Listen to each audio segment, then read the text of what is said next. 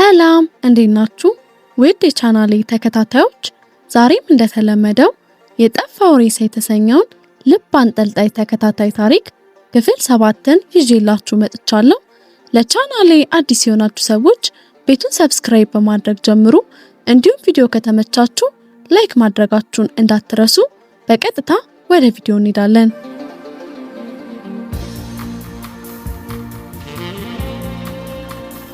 ወደ ቀልቤ ሳልመለስ ደቂቃዎች ተቆጠሩ። የሚሆነውን በማላሰላስልበት ሁኔታ ሰኮንዳቶች ተጓዙ። ነገር ግን በዛው አልቀረሁም። ያለሁበትን ካስረሳኝ ሰመመን ነቃው። በደም የተጨማለቀ አይኔን ለመግለጥ ሞከርኩኝ፣ ግን አልቻልኩም። ምንም እንኳን ብነቃ አካሌን ማዘዝ ተስኖኛል። የቅድሙ ቅዝቃዜ ፈጽሞ የለም። ግን ሳይኖር ቀርቶ ሳይሆን የኔ መደንዘዝ ነው። ሰውነቴ ስለሚፈጠርበት ነገር ምላሽ ለመስጠት አቅም የለውም። ነቅቼም በድኖኛለሁ። በዚህ ሁኔታ ውስጥ ያለው ደቂቃዎች አብዝተው ተጓዙ። እናም ሰውነቴን ለማገላበጥ ነቅነቅ ስል ከጭንቅላቴ ጋር አንድ ትራስ የሚመስል ነገር ተሰማኝ። በጣም ደነገጥኩኝ። ባዶ ላይ ነበር የተዘረርኩትኝ እና ከየት መጣ? ማንስ አመጣው? ይህንን ጥያቄ እስክመልስ ድረስ እንቅስቃሴን ገታው። ደም የተጋገረበትን አይኔን በመዳፌ ለማጽዳት ሞከርኩ። ነገር ግን ደርቆ ነበርና ቀላል አልሆነልኝም። ያለውንም ሁናቴ በእጆቼ መዳፍ ለማጣራት እጄን ወደ ትራሱ ሰደድኩት። ነገር ግን አስቤ እንደነበረው ትራስ አልነበረም። በጣም ደነገጥኩኝ። የሰው እግር ነበር። እጄን ወደ ነበረበት መለስኩኝና ልቤ ክፉኛ ተወራጨ። አንድም በደስታ አንድም በጭንቀት። ደስታው የሚረዳኝ ሰው የመጣ መሰለኝ። ጭንቀቱ ደግሞ ያ ሰው ማን ነው የሚለው ነበር። ካንደበቴ ቃል አውጥቼ አወራ ዘንድ አልቻልኩም። ቃሎቼ ካንደበቴ ሳይወጡ ከንፈሬ ላይ መክናሉ። ምላሴ እንደቀድሞ አይታዘዝም። ወይ አጠገቤ ያለው ሰው ራሱ ቢያወራኝ ምን አለ እያልኩኝ ምኞቴን ቀጠልኩኝ። የአይኔ ሽፋሽፍቶች ከብሌኔ ቢሸሹ ምን ነበረ? ይህንን የኔን ደራሽ ባየሁትኝ አልኩኝ። መዳፌ አላረፈም። ዳግመኛ ዳሰስኩትኝ፣ ነካካሁትኝ። ከናፍሬ ባይሸሽም ነፍሴ ግን ከልቧ እየሳቀች ነው። የሆነ ሰው ብቻ መድህኔ ነው። ያንን አረመኔ ነብሰ በላ የሰው ስጋ ጥማተኛ አፈር እንዳስበላው ይሰማኛል። አካሌ ከነበረበት ድንዛዜ እየወጣ ነው መሰለኝ። ቅዝቃዜ ይሰማኝ ጀመር። ከቅዝቃዜው ይልቅ ግን ውስጤ ድረስ የተሰማኝ ጸጉሬ መሃል የሚርመሰመሱ ጣቶች ነበሩ። ፍጹም ሰላም ሰጡኝ። ብዙ ተስፋ ሞሉኝ። ጸጉሬ ከዚህ በፊት ተዳብሶ እስከማያቅ እንግዳ ሆነብኝ። ጣቶቹ የጭንቅላቴን ቆዳ ሲነኩኝ ይጎረብጣሉ፣ አይመቹም። ግን እስከዛሬ ሲነኩኝ ከነበሩ ከለሰለሱ መዳፎች ይልቅ ልዩ ደስታ ሰጥተውኛል። የተለየም ስሜት አላቸው። ለማንም አሳልፎ የማይሰጠኝ ብርቱ ክንድ አጠገቤ እንዳለ ነፍሴ ያመነች። እኔም ተስማማሁኝ። ጣቶቹ ጸጉሬ መሃል ሲዋኙ እኔ በምናብ ክንፍላለሁ። በጸደይ ወራት ውስጥ በለመለመ መስክ ላይ ለዘብ ባለች ፀሐይ ታጅቤ ከልካይ በሌለው ሜዳ ላይ ስቦርቅ ይታየኛል። ግን ብቻዬን አልነበርኩም። አንድ የማላቀው ነገር ግን ደግሞ ደስታዬን እጥፍ ያደረገው ወጣት አብሮኛል። አላወራውም፣ እሱም አያወራኝም። ግን አንዳችን ለአንዳችን ደስታ ነበርን። ፀሐይ ዘቅዝቃ ወደ ጎጆዋ ስትገባ እሱ ግን ከኔ ጋር ነበረ። ከፀሐይ ብርሃን ይልቅ ለኔ ያስፈልገኛል። ግን አላውቀውም፣ አላወራውም። ከሄድኩበት የሰመመን ደስታ መለስ አልኩኝ። በጣቱ ንክኪ በመዳፉ መዳሰስ ሰላም የሚሰጠኝ ይህ ሰው ማን ነው? እግሮቹ ላይ ተኝቼ ምንስ ያኩራራኛል? እንደ መከታዬ ያሰብኩት ይህ ሰው ማን ነው? ረዘም ላሉ ደቂቃዎች ከደባበሰኝ በኋላ እግሩ ከጭንቅላቴ ላይ ሲነሳ ተሰማኝ። አትሄድለው ብዬ አልቻልኩኝም። አንደበቴ ታስሯል። የክንዱ መፈርጠም ጾታውን ነግሮኛል። አይቼ እንዳላየው አይኖቼም ተጋርደዋል። ባለሁበት ሆኜ እጄን እየዘረጋው ዙሪያዬን ዳሰስኩኝ። አንዳች አልነበረም። ግን ከተኛሁበት ለመነሳት ስጥር ድግፍ አድርጎ አነሳኝ። አሁንም አጠገቤ እንዳለ ታወቀኝ። ጥሎኝ እንዳሄድ ባለችኝ መንታ አቅም ያስኩትኝ። እሱም ከኔ አልሸሸም። ግን ማን ነው? ልክ እንደ ሕፃን ልጅ አቅፎኝ ሲራመድ ይታወቀኛል። ወዴት እንደሚወስደኝ ባላቀውም ልቤ ግን ለሰኮንዳትም አልጠረጠረውም። ነፍሴን በብዙ ታምንበታለች። እርግጥ ያለው የእርምጃው ድምጽ ደስታን ይሰጣል። ትንሽ እንደተጓዝንም ከአንድ ስፍራ በጥንቃቄ ያስቀመጠኝ።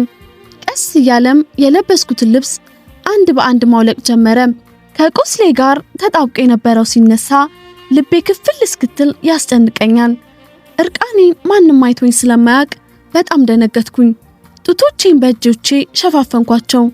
እሱ ግን ቃል ሳያወጣ በእጆቹ መዳበስ አረጋጋኝ። ዝም ብዬ ቁጭ አልኩኝ። የተመሰቃቀለው ጸጉሬን ማስተካከል ጀመረ። ወዲያውኑ ለብ ያለ ውሃ ውስጥ በተነከረ ፎጣ ገላይን ማጽዳት ጀመረ። ህመም እንዳይሰማኝ እጅግ ተጠንቅቆ ከላይ ላይ ያጸዳውን ደም አንዳች ነገር ውስጥ ሲጨምቀው ይታወቀኛል። እርጋታ በተሞላበት ሁኔታ መላ አካላቴን አጸዳው። ነገር ግን አሁን ድረስ ፊቴን አለማጠቡና አይኔን እንድገልጽ አለማረጉ ጥያቄም ግርምትም ሆኖብኛል። እንዳላየው ለምን ፈለገ? ድምጹንስ ለምን አውጥቶ አያወራኝም? ብቻ ብዙ ጥያቄዎች ውስጤ ይመላለሳሉ። ለዚህ ሁሉ ጥያቄ መልሴ ዝምታ ብቻ ነበረ። አሁንም በድጋሜ ከተቀመጥኩበት አቅፎ አነሳኝ። ከዛም አልጋ ላይ ይመስለኛል አስቀመጠኝ። ወዲያውኑ ቀዝቀዝ ያለ ዘይት መሳይ ነገር ቁስሌን ሲቀባው ታወቀኝ። ይህ ሰው ሊያድነኝ የተላከ መሆን አለበት አልኩኝ። ዘይቱ ቁስሌን ሲነካው አነስተኛ ህመም ነበረው፣ ግን ስቃዩን ችዬ ዝም አልኩኝ። ከጨራረሰ በኋላ መዓዛ የሚያውድ ሙሉ ቀሚስ አለበሰኝ። ከዛም የነበርኩበት አልጋ ላይ በጀርባ ያስተኛኝና ጭንቅላቴን ከአልጋው ወጣ እንዲል አድርጎ ቅድም ያሰረውን ጸጉሬን መፍታት ጀመረ። በውሃ በራሰ ፎጣ ፊቴን ሸፈነው። ለብ ባለ ውሃ ጸጉሬን ማጠብ ጀመረ። ቀስ እያለ እያበጠረ በእርጋታ ማጠቡን ቀጠለ። እርጥቡ ፎጣ ፊቴ ላይ ያለውን የደም ቅርፊት ማራስ ጀምሯል። ይህ ሰው እስካየው ነፍሴ አብዝቶ አጓጉታለች። ጸጉሬን ከጨረሰ በኋላ አደራርቆልኝ ቅባት እየቀባ ያበጥረው ጀመር። ከዛም በውል አሰረልኝ። ሲወጣም የእግሩ ኮቴ ተሰምቶኛል። ግን ለደቂቃዎች ስጠብቀው አልተመለሰም።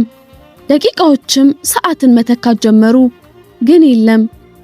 በጣም ጨነቀኝ። ፎጣው ፊቴ ላይ እንዳለ ነው። እኔም በጀርማዬ እንደተንጋለልኩኝ ቀስ ብዬ ፊቴን በጋረደው ፎጣ የራሰውን ደም መጠራረግ ጀመርኩ። ከዛም አይኔ ተገለጠ። ቀስ ብዬ ተነስቼ ቁጭ አልኩኝ። ዙሪያዬን ስቃኝ አንዳች ነገር የለም። አካባቢው ከላዩ ላይ በወረደው የደም ድፍ ተጨማልቋል። ለመውረድ ፈልጌ ቁልቁል ስመለከት የሚያምር ነጭ ጫማ አለ። ቀስ ብዬ በእርጋታ አደረኩትኝ። የለበስኩትንም ስመለከት እጅግ ውብ የሆነ የሀገር ልብስ ባህል ነው። ያለሁበትን እስክረሳ ድረስ እጅግ ደስ አለኝ። እየተሽከረከርኩ ራሴን ማየት ጀመርኩኝ። ክፍል ውስጥም መንጎራደድ ጀመርኩኝ። ጠረጴዛ ላይ አንዳች የሚበላ ነገር ተቀምጧል። ጠጋ ብዬም አየሁትኝ። የታሸገ የአሳ ስጋ ነው። እጅግ እርቦኛል። ጥርግ አድርጌም በላሁትኝ። አሁን በርትቻለሁ። አካሌም ታድሷል። ያንን አረመኔ አሁን ማጥፋት እችላለሁ። ውስጤ በድጋሚ በእልህ ተሞላ። አይኔንም ወደ መውጫው ሰደድኩትኝ። እልህ በተሞላው እርምጃ ከክፍሉ ወጣሁኝ። ኮሪደሩ ላይ አንዳች አይታይም። ጸጥ ረጭ ብሏል። ጥንቃቄ በተሞላው መልኩ ዙሪያዬን እየቃኘው መራመድ ጀመርኩኝ። ጸጥታው እጅግ ያስፈራል።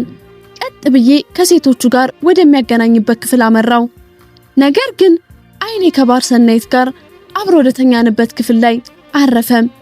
ጠጋ ብዬ በመስታወት ተመለከትኩት። ከመኝታው ላይ ባርሳ የለችም። ያ አረመኔ አንዳች አድርጓት እንደሆነ ብዬ ሰጋው። ክፍሉን ትቼ ፊቴን ወደ ኋላ ስመለስ ትንሿ ሴትዮ ከፊት ለፊቴ ድቅን ብላ ቆማለች። ፊቷ ላይ እልህና ቁጣ ይነበባል። ኮስተር ብላ ከእግር እስከ ራሴ ተመለከተችኝ። ምንም ሳትናገር ዙሪያዬን ትዞረኝ ጀመር። እኔም በልበ ሙሉነትና ያለ አንዳች ፍራቻ ጸጥ ብዬ ቆምኩኝ። ድጋሜ ፊት ለፊቴ መታ ቆመች። ተጠጋችኝ። አንዳች ነገር እንደሚያሸት ሰው አየር ባፍንጫዋ መሳብ ጀመረች። የለበስኩትን ቀሚስ በእጇ እየነካካች ፈገግ ቆጣ እያለች ትመለከተኛለች። ድንገት የሞትሽ መስሎኝ ነበር አለሽ እንዴ ብላ ጠየቀችኝ። እኔም አስከትዬ አዋለሁኝ መኖር ስለቻልኩ ሳይሆን ማኖር የሚችል አምላክ ስላለኝ ነው አልኳትኝ። ማሽሟጠጥ በሚመስል መልኩ ከንፈሯን አንቀሳቅሳ አንገቷን ነቀነቀች። ውስጤ የነበረው ቁጣና ንዴት ወዴት እንደሸሻ አላቅም። ብቻ እርግጥ ብዬ ቆሜያለሁ። ከዛም የሆነ የረሳችው ነገር ያስታወሰች ይመስላል ግንባሯን ጭምድድ አድርጋ ፊቴን አተኩራ ትመለከተኛለች። ማነው ስምሽ የሚል ጥያቄ ሰነዘረችብኝ። ሜርሲ አልኳትኝ ፈጠን ብዬ። ከዚህ ቀደም እዚህ ክፍል ሆስፒታል ውስጥ ተመልክቼሻለሁ፣ ግን እንደዛሬው አልተዋብሽም ነበር። የማንን ቀሚስ እንደለበሽ ታውቂያለሽ ብላ ጥያቄዋን አስከተለች። እኔም ዝቅ ብዬ እያየዋት አይ አላውቅም፣ ማን እንዳለበሰኝም እንጃ ብዬ ለጥያቄዋ ምላሽ ሰጠሁኝ። ግራ የተጋባች ይመስላል። ማን እንዳለበሰኝ አላውቅም ብላ ጥያቄን በጥያቄዋ መለሰች። እኔም ያንደበቴን ቃል ትቼ በአንገቴ ንቅናቄ አዎንታዬን አሳየኋትኝ። ከቀድሙ ይበልጥ አተኩራ ተመለከተችኝ። እኔም ወዲያውኑ እግሯ ስር በርከክ ብዬ እባክሽ ከዚህ አውሬ አትርፊኝ፣ ለውለታሽ የፈለግሽውን አደርግልሻለሁ አልኳትኝ። ድንገት ተቀየረችና ከፍ ባለ ድምፅ ማን ነው አውሬ? አንድዬ ነው አውሬ ብላ ስትጮክ ከሌላኛው ክፍል ሁካታ ድምፅ ተሰማኝ። ከአይኔ የእንባ ዘለላ እየወረደ ተማጸንኳት። እሷ ግን ፍንክች አላለችኝ። የሆነ የእግር ኮቴ እኛ ወዳለንበት ክፍል ሲያመራ ተሰማኝ። አንድዬን ሰው ነው እንጂ አውሬ ያደረገው ሰፈሩ መንደሩ ያወቀው ትሁት የተመሰገነ ልጅ ነበር። ግን ሰው በላው ብላ ስቅስቅ እያለች ማልቀስ ጀመረች። ወዲያውኑ አረመኔው ሰው ደም የለመደ መጥረቢያውን ይዞ ድንገት አጠገባችን ተገኘ። ባለሁበት አጎንብሼ የመጨረሻ እንባዬን አነባው። ተንሰቅስቅ ያለቀስኩኝ። ድንገት ከመሬት ሊያነሳኝ ፈርጠም ያለ እጅ ክንዴ ላይ ያረፈ። ቀና ብያየሁትኝ አረመኔው ሰው ነበር። መጥረቢያውን ጥሎ እጁን ዘረጋልኝ። እኔም በሱ ታግዤ ከመሬት ተነስቼ ቆምኩኝ። ፊቱን ስመለከተው ለመግለጽ ቃል ነው የሚያሳጣው። እኔን ካነሳኝ በኋላ ትንሿ ሴትዮ ለማባበል ተጠጋት። እሷ በአግራሞት ሆነ ተደንቃ ትመለከተዋለች። ይመስለኛል ለምን እንዳልገደለኝ ለኔም ጥያቄ እንደሆነብኝ ሁሉ እሷም ጥያቄ ሆኖባታል። አሁን እሱ ሴትየዋ ወደኔ እንዳታይ ሙሉ ለሙሉ ከልሏታል። እኔም ድምጽ በሌለው አረማመድ ወዳስቀመጠው መጥረቢያ ተጠጋሁኝ። አባብለውኝ ከምሞት በጭካኔ ቢገሉኝ ይመርጣለሁ። ከዚህ በላይ ለመሰቃየትም ዝግጁ አይደለሁም። መጥረቢያውን አንስቼ በሁለት እጄ ጨበጥኩት። በለዘበ እርምጃ እሱ ወዳለበት መጠጋት ጀመርኩኝ። ከሴትየዋ ጋር የተስማሙ አይመስለኝም። እየተወራጩ ነው የሚነጋገሩት።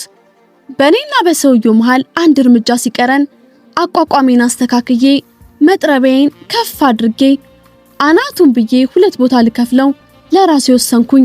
ያነሳሁትን መጥረቢያ ለነዛ ሁሉ ስቃይ መልስ መሆኑ ለኔ ነው የሚገባኝ። ከአብሮ አደጎቼ ጓደኞቼ ጋር መጥቼ ብቻዬን ሊሰደኝ ያቆበቆበው ወይም ደግሞ ሊቀላኝ የዳዳው ይህ ደም የጠማው መጥረቢያ ነው። የስቃይን በትር ደግሞ የሚሰነዝረው ፊት ለፊቴ ጀርባዬን ሰጥቶኝ የተገተረው ጣረሞት የህይወቴ ጨለማ ነው። በእጄ ፍትህ የጨበጥኩና ለፍርድ በቅንነት እንደቆመ ታማኝ የህግ ሰው የምዳኛቸው የነፍሳቱ አይታ በደስታ የምቀየር ያህል ውስጤ ሊሰይፈው ማለ። ብምረው አይማሬን ብዬ መጥረቢያዬን ስሰነዝረው ከበስተኋላዬ ወይኔ ልጄ ብላ ትልቋ ሴትዮ ገፈተረችኝ። ወትሮም የሰውየው ቁመት ረዘም ያለ ነበርና መጥረቢያውን ካሰብኩበት ማረፉ ቀርቶ ጀርባው ላይ በግራ በኩል ከትከሻው ዝቅ ብሎ አጥንቱ ላይ ተሰንቅሮ ተጣብቆ እዛው ቀረ። ክፍሉ ነክሶበት ከነበረው ጸጥታ ወደ ዋይታ ድባብ ተቀየረ። ከትንሿ ሴትዮ ጋር እየተወራጩ ያወሩ እንጂ በመሃላቸው የቃል ልውውጥ አልነበረም። አልፎ አልፎ በንዴት ስትናገር ቃል ታወጣለች እንጂ ጸጥ ብሎ ነበር። ሴትየዋ ስትገፋኝ ከክፍሉ ካለው አንዱ ጠረጴዛ ጋር ተላተምኩኝ። በዛሽ ቅጽበት ተባብረው በድኔ ለቀብር እንዳይመች አድርገው ይሰነታትሩታል ብዬ ባስብም ግን ማንም የኔ ነገር ግድ አልሰጠውም። ይልቁንም ያንን ጥልማሞት የሰይጣን ነፍሰ በላ ከስቃዩ ሊታደጉት መጥረቢያውን ለመንቀል ይተረተራሉ። ከሱም የሚወጣውን የሲቃ ድምጽ ስሰማ በደስታ ነፍሴ ስትዘል ተሰማኝ። ቀልባቸው ከኔ ያለመሆኑ ሲገባኝ በድንጋጤ እየተብሰከሰከ የነበረ ሰውነቴን አጀግኜ የሞት ሞቴን ተነስቼ ከክፍሉ ወጣሁኝ። አልፎ አልፎ ከሚገባው ጸዳል በቀር ከክፍሉ ውጭ ያለው ስፍራ ጽልመት ወርሶታል። ይህ ለኔ ግድ አልነበረውም። ከዚህ ሞት ካጠላበት የአረመኔ ታዛ በህይወት መውጣቴን ተስፋ አድርጌ ወደፊት መንገዴን ተያያዝኩት።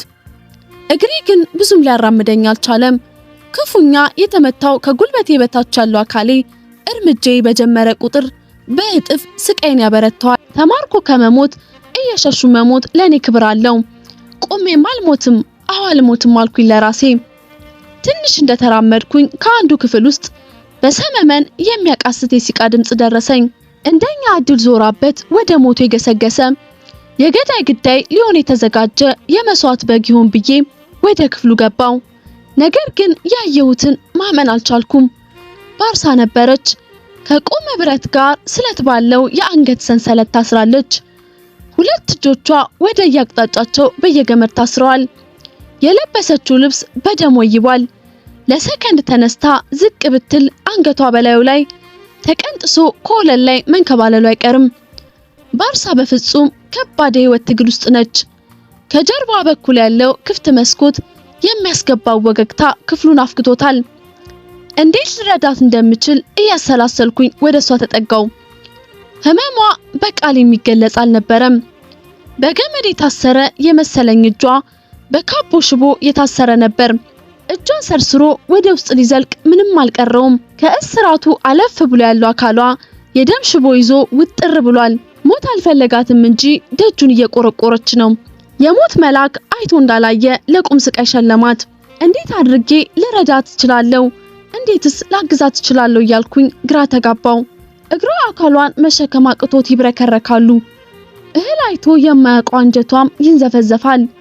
ዝቅ ባለች ቁጥር ወደ አንገቷ የሚሰርገው እሾህ መሳይ ስለት ያለው ሰንሰለት ነፍሷን አስጨንቋታል። መኖር የጓጓች ነፍስ እስትንፋሷ እጅ አልሰጥ ብላ የዛላ አካሏን ለመኖር በሚደረግ ጦር ሜዳ ላይ አዝምተዋለች። አንድ ነገር አሰብኩኝ። የታሰረችበት ቆሞ ያለው ብረት ከመሬቱ ጋር የተቸነከረ አይደለምና ከና አካሏ ቀስ አድርጌ መሬት ላይ ለማንጋለል ግን የእጇን ስራትስ እንዴት ልፈታው እችላለሁ? ክፍሉ ውስጥ ካለው ከአንዱ አልጋ ላይ ቀበቶ መሳይ ማሰሪያ ያገኘሁኝ። ወደ እርሷም ተጠጋውና ከዳሌዋ ከፍ አድርጌ ከብረቱ ጋር የፊጥኝ አሰርኳት። አካሏ ከመድከሙና ከመቁሰሉ የተነሳ እያንዳንዱ ንክኪ ለሷ ህመም አለው። አሁን ደግሞ ሌላ ስንክሳር። እጇ የታሰረበትን ካቦ ፈጽሞ በነቅም የሚፈታ የሚበጠስም አልነበረም። የአንገቷም ሰንሰለት እንደዛው። ባርሳን ፈጽሞ እዚህ ጥያት አልወጣም፣ ከሞትንም አብረን ነው እንጂ። የታሰረችበትን ለመበጠስ የሚረዳኝ መሳሪያ ሁለቱ ሴቶች ከጣረ ሞቱ ጋር አንድ ላይ በሚሆኑበት ክፍል ውስጥ ተመልክቻለሁ። እናም አመጣዋለሁ ብዬ ቆርጬ ተነሳው። ራሴን እንዴት እንዳሰብኩት ለኔም ግራ ነው። ነፍሴን ለማትረፍ ለኔው ብቁ ያልሆንኩ ሰው እሷን ለማዳን እታትራለሁ።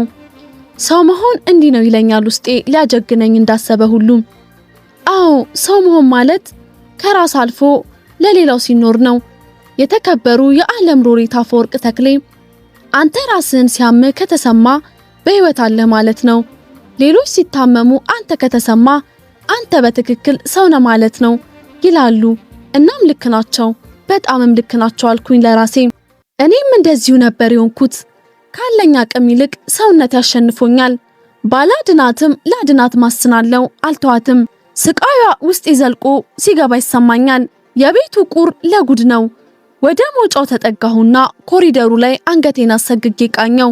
በማን አለብኝነት ጸጥታ ፍጹም ነግሶበታል። ግድግዳውን እየታከኩ እንደ ድጋፍ ተመርኩሼ አዘግም ጀመርኩኝ። የምሄድበትን አውቀዋለሁ።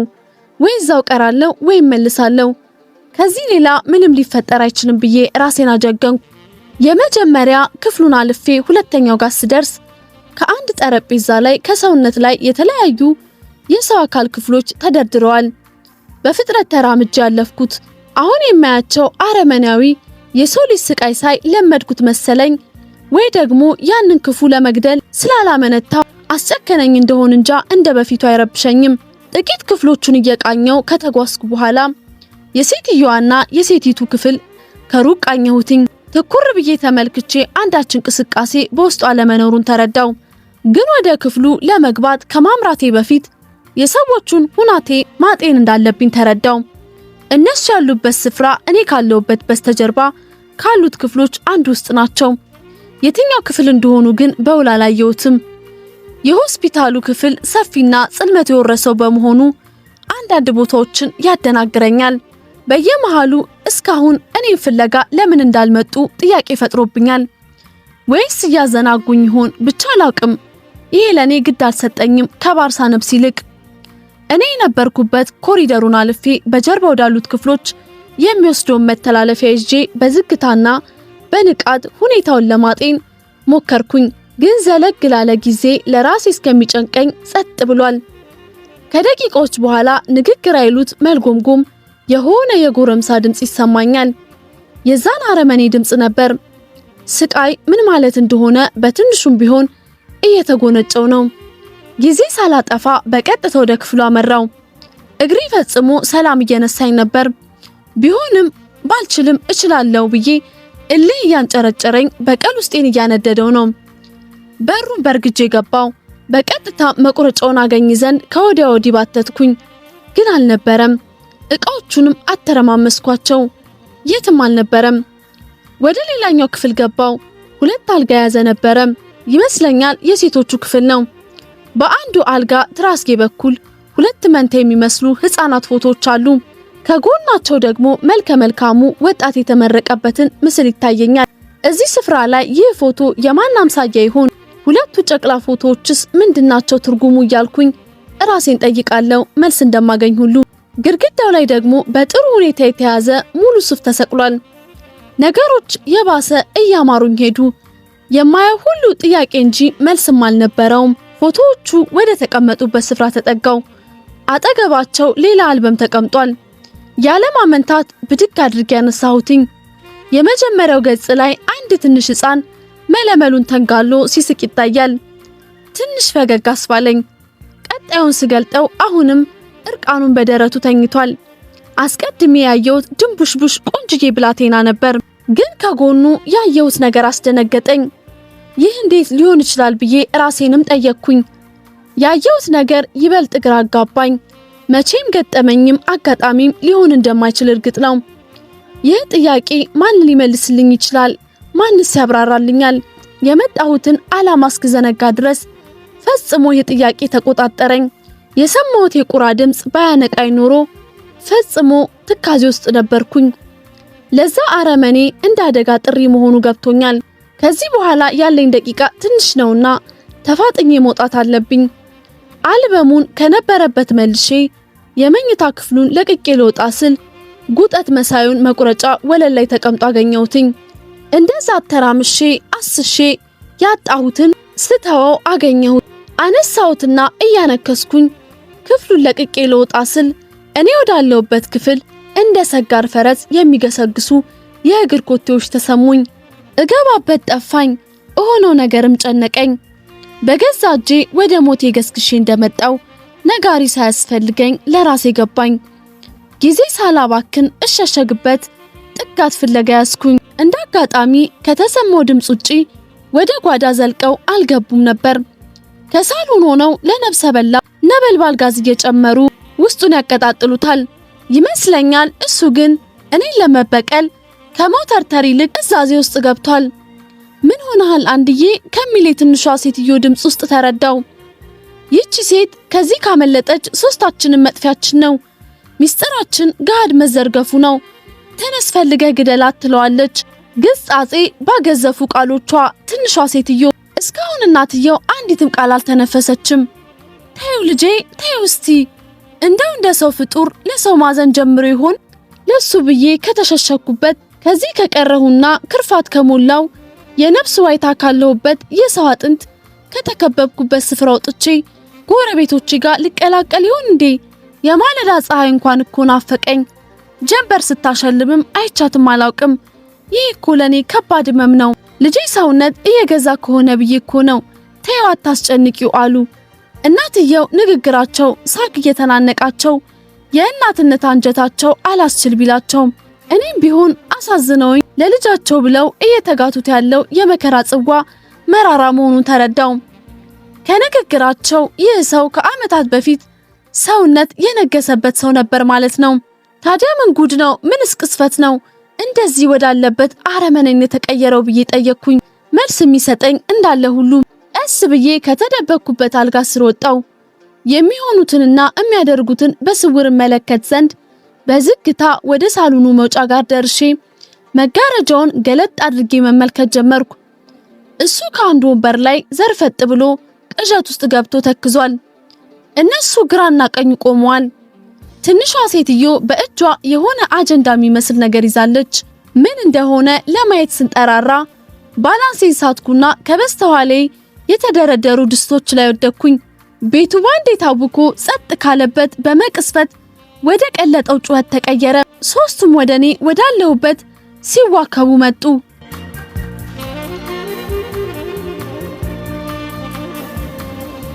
ውድ የቻናሌ ተከታታዮች ለዛሬ ይዤላችሁ የመጣሁትን የጠፋው ሬሳ የተሰኘው ልብ አንጠልጣይ ተከታታይ ታሪክ ይህንን ይመስል ነበር። በቀጣይ ክፍል እስከምንገናኝ ድረስ ቸር ሰንብቱ።